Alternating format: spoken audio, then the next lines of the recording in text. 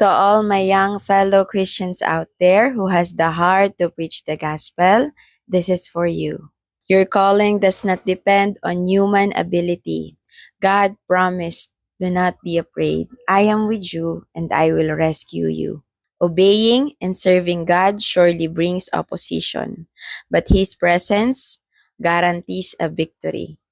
God desires our faithfulness, not only at the start of our walk, but on every step of the way. You are not an accident.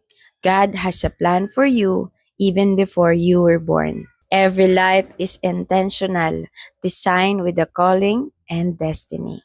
Noah was a drunkard. Elijah was suicidal. David is an adulterer. Moses was a stuttered. Yet God used them powerfully. Because God doesn't choose people for their perfection. He chose them for His purpose. If God can use them, He can use you too. Because God doesn't call the qualified. He qualifies the called.